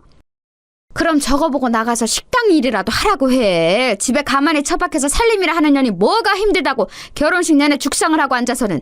사업이 힘든 것도 네가 힘들지 제가 힘드니? 어? 제가 밤새 주문 들어온 인형을 만들다 결혼식을 가서 안색이 좀 안 좋긴 했었거든요. 엄마 그만해요. 이 사람도 내가 돈 한 푼 안 가져다 주는데 살림하기 힘들어. 그 소리에 어휴 하면서 한숨을 쉬고는 방문을 쾅 닫고 안방으로 들어가더군요. 나중에 생각하니까 그때 너무 놀라고 감정이 북받쳐서 아무 말도 하지 못한 게 정말 후회스럽더라고요. 자기야 진짜 미안해. 사과하는 남편의 꼬라지도 보기 싫었습니다. 사실 취직 자리를 적극적으로 알아보는 것 같지도 않았어요. 맨날 전에 같이 사업하던 사람들과 만나서 푸념이나 하고 집에서도 방 안에 틀어박혀서 게임이나 하고. 당신이 알아서 정리해. 나 이런 소리까지 들어가면서 당신이랑 살 이유 없어. 그렇게 말하고는 시댁을 나왔습니다. 그리고는 한참 뒤 남편이 돌아와서 자기가 어머니께 잘 말했다고 이제 그런 말은 안 하실 거라며 정말 싹싹 빌더군요. 내일부터는 진짜 취직 자리도 열심히 알아보고 내가 진짜 잘할게. 자기야 너무너무 미안해. 차마 망했다는 말을 하지 못했다며 저에게 한 번만 봐달라고 싹싹 비는 남편을 보며 정말 등신같이 한 번 더 참아주기로 했습니다. 제가 생각해도 제가 미련하고 등신 같았지만 이제 겨우 4살이 된 아이를 보면서 참았어요. 아버지 없는 아이로 만들고 싶지는 않았거든요. 그렇게 또 얼마간의 시간이 흘렀습니다. 말을 잘 했는지 시어머니는 더 이상 그 일을 말하지 않았어요. 아니 정확하게는 저를 부르지 않았습니다. 저도 시어머니가 부르지 않으며 딱히 찾아가지 않았기 때문에 서로 얼굴을 안 보고 지냈다는 말이 더 맞는 말이겠죠. 그러다 보지 않을 수 없는 날이 왔어요. 바로 시어머님의 생신이었습니다. 물론 무리가 되긴 했지만 현금 100만 원을 준비해서 갔어요. 괜히 안 들어도 될 말 듣기도 싫었고 이 정도면 괜찮겠지 싶었습니다. 그런데 아니었더군요. 옆집 팔매는 이번 생일에 명품 가방을 받았다는데. 지난번처럼 크게 뭐라고 한 건 아니었지만 궁시렁궁시렁 거리더군요. 그 정도야 뭐 참을 수 있다 생각했습니다. 지난번엔 거지 같은 년이라는 소리도 들었는데 말이죠. 얼굴에 봉투도 맞고. 집안일이라도 해라. 경제적으로 남편이나 집안에 도움이 안 되면 그런 거라도 열심히 해야 하지 않겠니? 그날 모든 생일상을 차리고 치우는 일을 제가 혼자 해야 했습니다. 원래는 도와주는 척이라도 하던 시누이조차도 그냥 앉아서 받아먹기만 하더군요. 하루에 10시간 이상을 인형만 붙잡고 있어서 손목이 시려웠지만 진짜 꾹 참았습니다. 하지만 손목이 너무 아팠어요. 쨍그랑 들고 가던 그릇을 놓쳐서 깨먹는 일이 생겼습니다. 제가요. 기다렸다는 듯 폭력에 가까운 잔소리들이 시작되더군요. 너는 진짜 제대로 할 줄 아는 게 도대체 뭐니? 생일날 그릇을 깨? 재수없게? 엄마 그만하세요. 마음에 안 든다 하니까 마음에 안 드는 집만 골라서 하잖아. 엄마 이 서방 앞에서 창피하게 그만해. 그제야 자기 사위 눈치를 보며 그만두더라고요. 그러면서도 틈만 나면 저를 흘겨봤습니다. 그리고 그 이후로 정말 엄청난 시집살이가 시작됐어요. 경제력에 도움이 안 되면 집안일이라도 열심히 해야 하지 않겠니? 라는 말은 그냥 했던 말이 아니었던 겁니다. 그 뒤로 틈만 나면 저를 불러다 집안일을 시키더군요. 처음 몇 번은 참고 가서 했습니다. 하지만 그 이후에는 참고 아니고를 떠나 시간이 되질 않았어요. 인형 주문이 점점 더 많아졌거든요. 안 그래도 방 안에 틀어박혀서 하루 종일 게임이나 하는 남편도 너무 꼴보기 싫었는데 시어머니까지 쌍으로 저러니까 정말 당장이라도 짐 싸서 집을 나가고 싶었습니다. 하지만 거의 초인적인 힘으로 그런 마음을 참아가고 있었어요. 그러던 중에 이혼만은 하지 않겠다던 제 아내 결심을 단번에 뒤지는 사건이 또 일어나고야 맙니다. 시어머니가 일을 하라고 불렀고 저는 가지 않았어요. 그랬더니 전화가 오더라고요. 당장 집으로 오지 않고 뭐하니? 와서 일 좀 도우라고 내가 말했잖니. 요즘에 애비가 돈을 못 벌어와서 제가 아르바이트 같은 걸 하고 있거든요. 그래서 도저히 갈 수가 없어요. 잠시 정적이 흘렀습니다. 지금 돈 번다고 시어머니한테 유세 부리는 거야? 일을 못 뺀다는 말씀을 드리는 거예요. 그런 알바에서 몇 푼이나 번다고 유세는 유세야. 당장 못 와? 내가 집으로 찾아가리? 어? 더 이상 참을 수가 없겠더라고요. 방에서 여전히 게임을 하는 중인지 남편이 욕하는 소리가 들려왔습니다. 그 순간이었던 것 같아요. 이 집구석을 반드시 탈출해야겠다고 생각하게 된 게 말입니다. 지금 갈게요. 오늘 결론을 지어야겠다 결심하고 전화를 끊었어요. 그리고는 게임을 하고 있는 남편 방으로 들어가 코드를 뽑았습니다. 아! 지금 뭐하는 짓이야? 이거 다 이긴 게임인데 당신 미쳤어? 미친 건 내가 아니라 너지. 당장 나 따라와. 제가 험악한 표정으로 정색하며 말하자 움찔하더군요. 어딜 가는데? 니네 집 가니까 당장 따라 나와, 죽고 싶지 않으면. 그리고는 남편을 데리고 시댁으로 향했습니다. 갔더니 신우이가 와 있더라고요. 언니, 왜 이렇게 늦게 와요? 이서방 오기 전까지 저녁 다 차려야 하는데 1시간도 안 남았어요. 꼴에 일을 한다고 시위하는 거지. 빨리 부엌 안 들어가고 뭐해? 그렇게 말하는 시어머니와 시누이를 한 번 쓱 보고는 거실 소파에 앉았어요. 너 뭐하니? 일하라니까? 할 이야기 있으니까 여기 다들 앉으세요. 당신도 앉아. 남편을 보고 말했습니다. 남편이 눈치를 살피더니 제 앞에 앉더군요. 너 지금 무슨... 앉으시라고요. 저 이야기 시작도 안 했어요. 제가 정색을 하며 그렇게 말하니 뭐라 중얼거리며 앉긴 앉더군요. 이런 제 모습은 생전 처음 봤겠죠. 고분고분 말을 잘 듣는 며느리였으니까요. 그래, 앉았다. 어디서 버릇없이 어른을 앉으란 말아. 저 이 사람이랑 이혼하려고요. 그 말에 남편이 놀라서 저를 보더군요. 시어머니와 시누이도 마찬가지였고요. 자기야, 아무리 화가 나도 그렇지 이혼이라니. 그런 말을 이렇게 함부로 하면 어떡해. 함부로? 내가 그냥 하는 말 같아? 그리고 나 생각 많이 하고 내린 결정이야. 이혼해. 이 년이 지금 어른 앞에서 지 일 좀 시켰다고 남편한테 이혼한다 만다 소리를 하면서 협박하는 거야? 어? 뭐 이런 게 다 있어? 언니, 문제가 있으면 둘이서 해결하지. 여기서 이러는 거 좀 아닌 것 같네요. 왜 아니에요? 제가 이혼하려는 이혼 사유에는 오빠 문제도 있지만 어머니 문제도 큰데? 뭐? 이게 한참 못난 며느리 아들이 좋다고 하니 반대 없이 허락해준 걸로 감지덕지해야지. 내가 네 속을 모를 줄 알아? 사업 좀 안 풀린다고 바로 이혼 이야기를 꺼내? 좀 안 풀리는 거 아니라 망했어요. 그 말에 시어머니가 멈칫하더군요. 뭐? 망했다고요.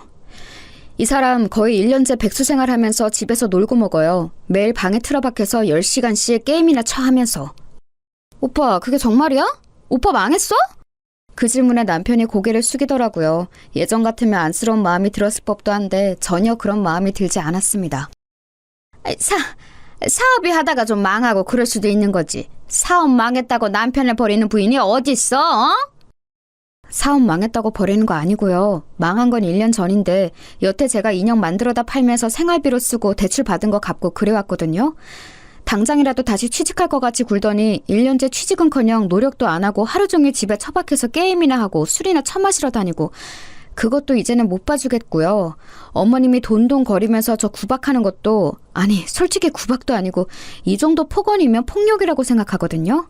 그것도 저는 더 이상 못 받아주겠어요. 이게 버릇없이. 그 버릇없는 며느리 이제 어머님 며느리 안 하겠다고요. 재산 분할도 안 하고 위자료도 달라고 안 할 테니까 그냥 이혼만 할게요. 양육권도 저 주시고요. 어차피 어머님이 키울 생각도 없으실 테니까 만약 안 들어주시면 소송하고요.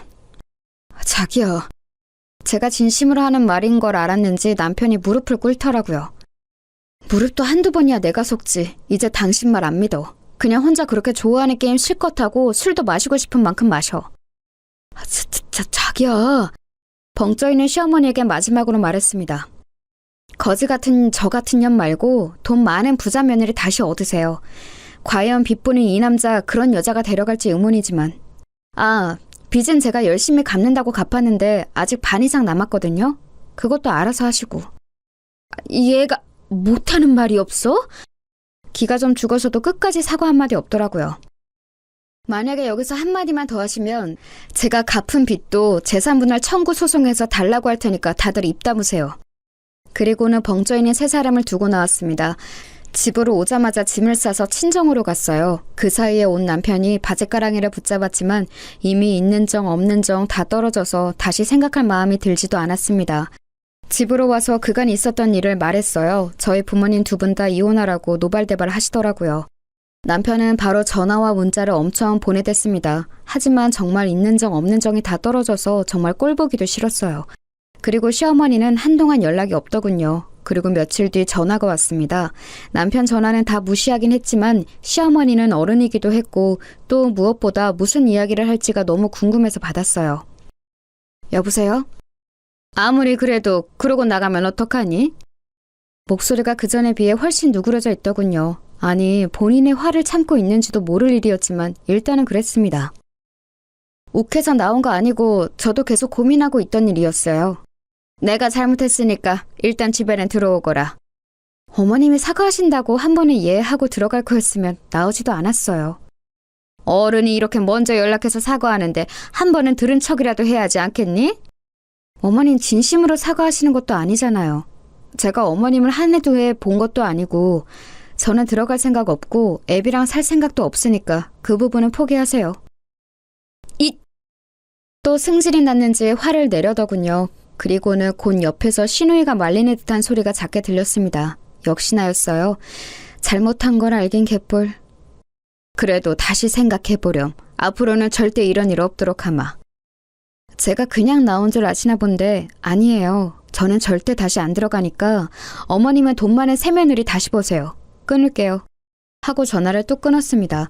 보나마나 끊긴 전화기를 들고 저를 향해 욕이란 욕은 다 하고 있을 게 뻔했어요. 그리고 그날 저녁 남편이 찾아왔습니다. 자기야, 진짜 잘못했어. 나 자기 없으면 안 되는 거 알잖아. 진짜 취직할게. 안 그래도 나 오늘 전에 같이 일하던 사람들한테 다 연락했어. 자리 있으면 꼭 연락 달라고. 그리고 어머니도 다시는 자기 안 건든다고 했어.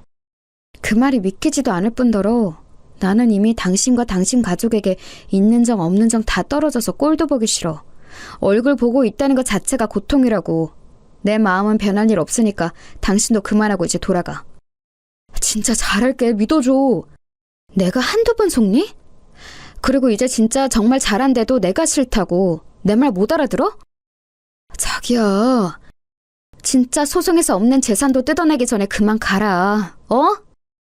그렇게까지 했는데도 남편은 계속 징징거리더군요. 정말 꼴도 보기 싫어서 경찰에 신고라도 해야 하나 하던 차에 아빠가 나왔어요. 험악한 인상을 하시고서 말이죠. 자네 안 돌아가나? 장인어른 그게 아니고. 내 딸이 그만큼 고생했으면 됐지. 이미 그만큼 한 것만으로도 피가 거꾸로 솟는구만. 다시 그 집안으로 들어가라고? 그 꼴은 내가 절대 못 보니까 돌아가! 진짜 죄송해요. 근데 저는 마누라 없으면 못 살아요. 그럼 죽어! 안 가면 당장 경찰 부를 테니까 그런 줄 알아! 그리고는 저를 데리고 집 안으로 들어오셨어요. 절대 넘어가면 안 된다. 절대 안 넘어가요. 남편은 문 앞에서 한동안 서성이는 것 같더니 집으로 다시 돌아갔더라고요. 정말 끝까지 찌질하게 나오는구나 했습니다. 시어머니가 저한테 그렇게 했어도 저 인간만 정신 똑바로 차리고 살았으면 저도 이렇게까지 하진 않았던 거예요. 하지만 저 인간도 제가 이혼을 결심하게 된 이유 중 큰 부분이었습니다. 남편이 돌아가고 다시 시어머니와 시누이에게 번갈아가며 전화가 왔어요. 분명 가서 빌었는데도 소용없었다는 말을 전달받은 후겠죠. 뭐 남자가 그렇게까지 했는데 안 받아준다고 화를 내는 전화든 아니면 잘못했다고 비는 전화든 어느 쪽도 받고 싶지 않았습니다. 이제 궁금하지도 않았고 말이죠. 그렇게 연락을 피하고 있었는데 시누이에게 문자가 와 있었더라고요. 언니, 정말 우리 가족이 언니한테 너무너무 잘못했어요. 언니가 그렇게 고생하는 줄도 모르고, 아니 몰랐어도 그러면 안 되는 거였지만 정말 미안해요. 우리 오빠 저 인간을 언니 아니면 누가 거두겠어요. 엄마는 이제 언니한테 연락하지도 언니 집 방향은 쳐다보지도 않게 할 테니까. 또 엄마도 그러겠다고 했고요. 제발 한 번만 용서하고 집으로 돌아와요. 애도 아빠 없이 크는 것보다 아빠가 있는 게 낫잖아요. 그리고 오빠 취직 자리도 금방 생길 것 같아요. 진짜 한 번만 다시 생각해줘요. 구구절절 개소리더군요. 시어머니는 그럴 수 있는 사람이 아니었습니다. 물론 제가 돌아가면 초반에는 좀 그럴 수도 있겠죠. 하지만 결국 본성이 나올 거예요. 그리고 제가 실수를 하거나 잘못을 할 때만을 눈에 불을 켜고 기다리겠죠. 그런 일이 생기자마자 득달같이 몰상식한 말들을 해가며 저를 무시할 거고요. 저는 두 번 다시 그런 일을 당하고 싶지 않았습니다. 그리고 남편이 취직한다고 해서 달라질 것도 없었어요. 이미 그 사람에 대한 신뢰도 다 깨졌기 때문입니다. 다시 사업병에 도지진 말란 법도 없고요. 그래서 신우이의 문자도 그냥 무시했어요. 그리고는 이혼 서류를 남편에게 보냈습니다. 그리고 전화했어요. 도장 안 찍으면 일주일 내로 소송장 접수하러 갈 테니까 도장 찍어서 보내. 제가 한 발도 물러나지 않자 그제야 제 말이 모두 진심이고 절대 그냥 넘어갈 생각이 없다는 걸 알았나 보더라고요. 시어머니가 저희 집으로 찾아왔습니다. 물론 예상 못한 바는 아니었어요. 애비한테 말 다 들었다. 그동안 네가 정말 고생이 많았더구나. 말을 해주지 그랬니? 아직도 제 탓이세요?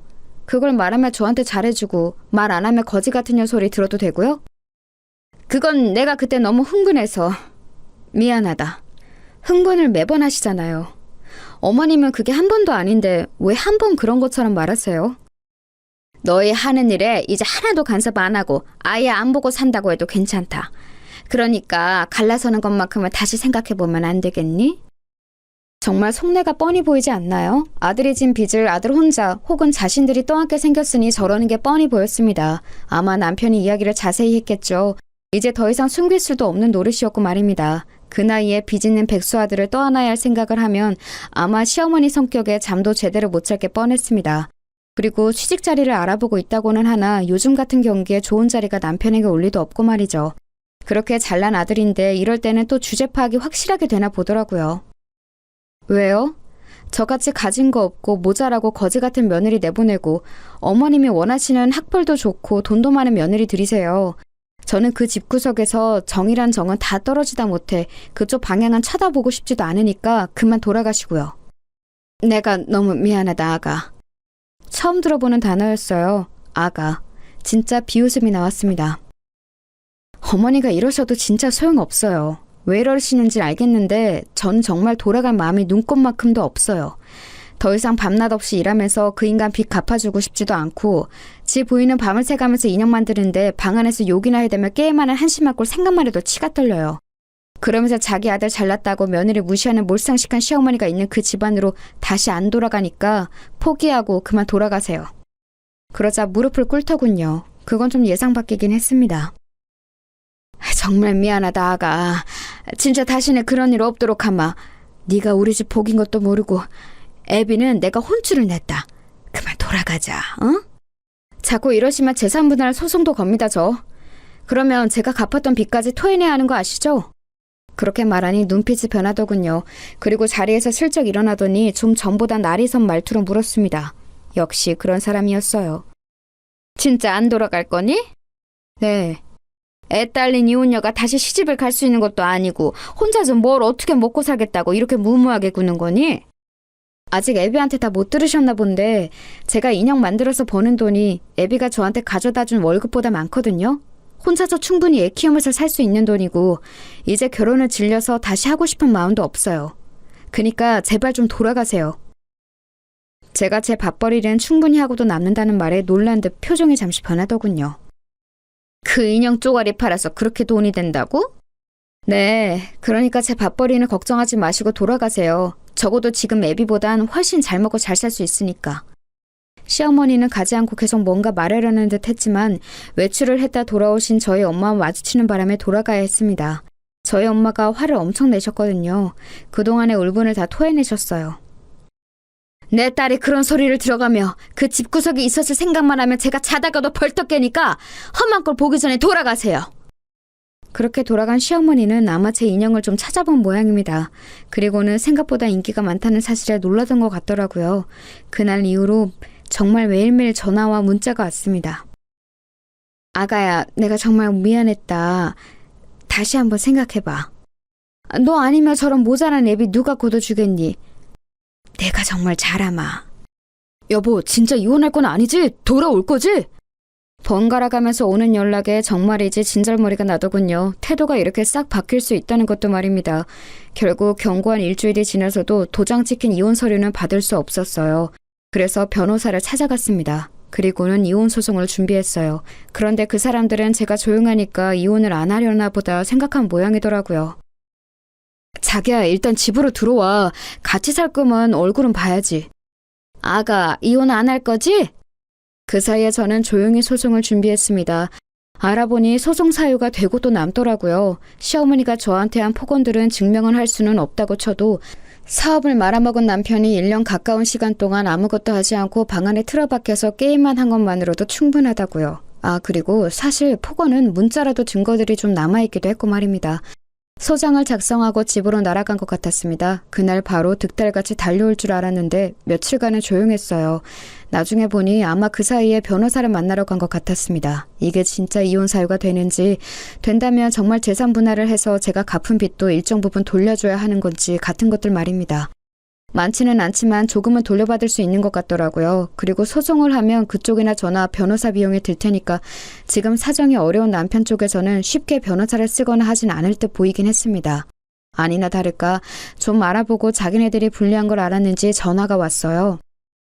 진짜 이혼하려는 거야? 그럼 내가 여태 장난하는 줄 알았어? 꼭 진짜 해야겠어? 애 생각은 안 해? 헐씨구, 애 생각한 양반이 1년 가까이 방 안에서 안 나오고 게임이나 처하셨어요? 이제 와서 애 생각? 지나가던 개가 웃겠다, 어? 당신 이렇게 잔인한 사람이었어? 당신이 지금 나 이렇게 버리면 나는 다시 못 일어날 수도 있는데! 이제는 협박을 하더라고요. 정말이지 기가 찼고 절대 돌아가서는 안 되겠다는 생각만 점점 강해졌습니다. 당신은 그전에도 못 일어섰잖아. 너 어제도 게임했지? 내가 모를 줄 알았냐? 사실 어제도 신용카드를 긁었다고 문자가 왔었거든요. 게임에 등록되어 있는 카드가 제 카드였는데 그걸 깜빡 잊은 것 같더라고요. 당황한 기색이 전화기 너머서도 느껴졌습니다. 아니, 그건... 그 신용카드 어제 그 결제 문자 받은 뒤로 바로 해지했으니까 앞으로는 네 카드로 긁어. 그리고 그냥 끝이야 넌. 알아? 그리고는 전화를 끊었습니다. 정말 등신 같지 않나요? 그걸 또 처할 생각을 한 것도 한 거니와 제 카드가 등록되어 있는 것도 있고 결제를 하다니요. 진짜 한숨도 안 나왔어요. 그리고 며칠 뒤 변호사에게 전화가 왔습니다. 남편 쪽에서 합의 이혼을 바란다고요. 그래서 그 자리에 나갔어요. 저도 웬만하면 소송까지 가고 싶은 생각은 없었거든요. 네가 이렇게 독한 애인 줄 몰랐다. 제가 독한 게 아니라 저를 이렇게 만든 게 어머님이랑 어머님 아들이죠. 어떻게 어른이 이렇게까지 하는데 한 번도 다시 생각해줄 생각은 안 하니? 그건 그동안 어머님이 저한테 잘 해주셨을 때 이야기죠. 제가 어머님을 모르는 것도 아닌데 그런 어머님의 말이 저한테 먹힐 거라고 생각하세요? 2년이 참아주니까! 결국 본색이 나오더라고요. 그 모습을 가만 보던 변호사님이 한마디 거들었습니다. 합의하러 오신 거 아니에요? 이러면 저희도 소송 갑니다. 그 말에 이를 악물더니 자리에 앉더라고요. 사실 저희 의뢰인은 소송을 하는 게 나아요. 한 푼이라도 더 받으니까요. 그런데 빨리 인연을 끊고 싶어하는 마음이 크니까 합의 요청을 받아들인 거고요. 근데 자꾸 이렇게 비협조적으로 나오시면 안 되죠. 저희가 봐드리는 건데. 네... 알겠으니까 빨리 진행하시게. 변호사 사무실을 아무리 다녀봐야 나오는 결론은 같았을 겁니다. 저한테 위자료나 재산 분할의 권리가 있다는 것만 확인받았겠죠. 재산 분할과 위자료를 받지 않는 대신 양육권은 제가 가져오는 것으로 합의를 했습니다. 그 와중에 양육비에 대한 이야기도 하길래 단호하게 이야기했어요. 양육비 안 줘도 돼요. 대신 아이에 대한 모든 권리는 저한테 주는 걸로 동의하고 제 허락 없이는 만나지도 못하는 걸로 하면 오케이 할게요. 그 말에 남편은 좀 고민을 하는 것 같았지만 시어머니는 옆에서 그냥 사인하라고 재촉을 하더군요. 지금 남편의 형편에 양육비를 줄 수도 없는 것도 없는 거였지만 아이 처음 낳았을 때부터 딸이라고 구박했던 게 생각나는 건 어쩔 수 없었습니다. 아이를 딱히 예뻐한 적도 없고요. 저런 할머니는 아이를 위해서라도 없는 게 나아요. 그래도 가끔 보기는 해줄 거지? 아예 못 보게는 안 할 테니까 사인이나 해. 남편이 망설이더니 결국 자기 엄마 등살에 못 이겨 사인하더라고요. 저런 인간을 남편이라고 믿고 결혼하고 살아낸 지난 모든 날이 정말 후회가 되는 순간이었습니다. 그리고 동시에 홀가분하기도 했어요. 그렇게 합의 이혼을 했습니다. 그 집안과는 완전히 끝났어요. 모든 게 끝나고 나오는 길에 시어머니가 저에게 했던 말이 아직도 생각이 나네요. 너보다 100만 배는 나은 새 며느리 드릴 테니까 두고 봐. 꼭 그러세요. 자기 아들은 금방 다시 재기할 거고 저보다 훨씬 나은 며느리를 볼 거라는 그 악에 바친 다짐을 들으며 돌아섰어요. 뒤에서 고래고래 고함을 지르는 소리도 그냥 웃어 넘겼습니다. 이제 정말 끝났으니까요. 여기까지 이야기하면 아마 뒷이야기를 궁금해하시는 분들이 많으시겠죠. 그래서 뒷이야기를 덧붙일게요. 아마 많은 분들이 원하는 사이다 같은 결말이긴 할 겁니다. 남편은 예상대로 제대로 된 취직 자리를 알아보지 못했어요. 여기저기 작은 회사들을 조금 다니다 잘리거나 그만뒀다고 하더군요. 사업을 했던 시기를 아직도 잊지 못하고 회사 생활에 적응을 못하는 것 같았습니다. 결국 집을 팔았다고 들었어요. 저희가 살던 그 집을 팔아 빚을 다 정리하고 지금은 시댁에 들어가서 살고 있다고 하더군요. 밤새 게임만 하는 아들을 보며 제 속 터지는 심정을 그대로 겪고 있을 시어머니를 생각하니 정말 고소했습니다. 그리고 제 인형은 입소문이 점점 더 더해져서 이제는 함께 동업해서 사업을 하자는 사람이 생길 만큼 사이즈가 커졌어요. 사업에 대한 편견 때문에 아직 본격적으로 시작하지는 않았지만 말입니다.